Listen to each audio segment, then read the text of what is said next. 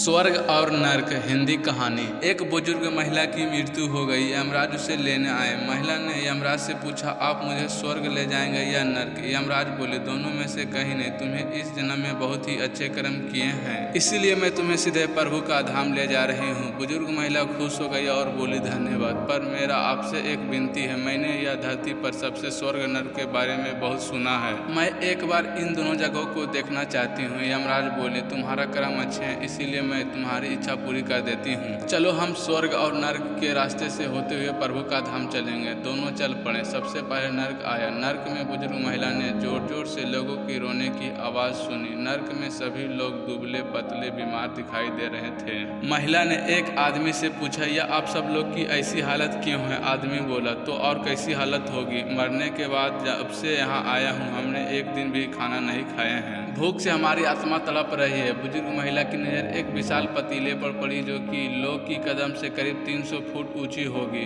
उस पतीले के ऊपर एक विशाल चम्मच लटका हुआ था। उस पतीले में से बहुत ही शानदार खुशबू आ रही थी। बुजुर्ग महिला ने उस आदमी से पूछा, इस पतीले में क्या है? आदमी मायूस होकर बोला, यह पतीले बहुत ही स्वादिष्ट खीर से हर समय भरा रहता है। बुजुर्ग महिला ने हैरानी से पूछा, इसमें खीर है तो आप लोग पेट भरने के लिए खीर खाते क्यों नहीं है? भूख से क्यों तड़प रहे हैं? आदमी रो रो कर बोलने लगा, कैसे खाएं? यह पतीला 300 फीट ऊंची है। हम में से कोई भी इस पतीले तक पहुंच नहीं पाते हैं। बुजुर्ग महिला को उन पर तरस आया। सोचने लगी, बेचारे खीर का पतीले होते हुए भूख से बेहाल हैं। शायद ईश्वर ने इन्हें यही दंड दिया होगा। यमराज बुजुर्ग महिला से बोलने लगी, चलो हमें देर हो रही है। दोनों चल पड़े। कुछ देर चलने पर स्वर्ग आ गया। वहाँ बुजुर्ग महिला ने सबकी हंसने खेलने की आवाज़ सुनाई दी। सब लोग बहुत खुश दिखाई दे रहे थे। उन्हें खुश देखकर बुजुर्ग महिला भी बहुत खुश हो गए हैं। पर वहाँ स्वर्ग में भी बुजुर्ग महिला की नज़र वैसे ही 300 फीट ऊंची पतीले पर पड़ी, जो नर्क में भी था।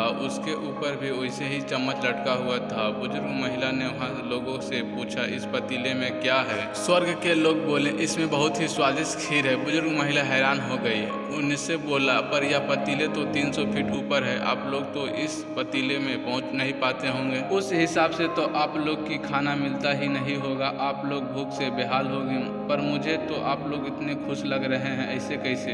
लोग बोले, हम तो सभी लोग इस पतीले से ही पेट भरकर खीर खाते हैं। महिला बोली, पर कैसे? पतीला तो बहुत ऊपर है। लोग बोले, तो क्या हो गया? पतीला ऊपर है तो यहाँ पर कितने सारे पेड़ हैं। ईश्वर ने यहाँ पेड़ पौधे नदी झरने हम मनुष्य के उपयोग के लिए तो बनाए हैं। हमने इन पेड़ों को लकड़ी के लेकर उसके काट फिर लकड़ियों को टुकड़ों को जोड़ के विशाल सीढ़ी का निर्माण किए हैं। उस लकड़ी की सीढ़ी के सहारे हम पतीले तक पहुंचते हैं और सब मिलकर खीर का आनंद लेते हैं। बुजुर्ग महिला ने यमराज की तरफ देखने लगी। यमराज मुस्कुराए और बोले, ईश्वर ने स्वर्ग और नर्क मनुष्य के हाथ में ही सौंप रखा है। चाहे तो वह अपने लिए नर्क बना ले या चाहे तो वह अपने लिए स्वर्ग। ईश्वर ने सबको एक समान हालत में डाला है। उसके लिए उसके सभी बच्चे एक समान है। वह किसी से भेदभाव नहीं करते हैं। वह नर्क में भी पेड़ पौधे थे, पर वे लोग खुद ही आलसी हैं। उन्हें खीर हाथ में चाहिए। वे कोई कर्म नहीं करना चाहते हैं, कोई मेहनत नहीं करना चाहते हैं, इसीलिए सब भूख से बेहाल हैं।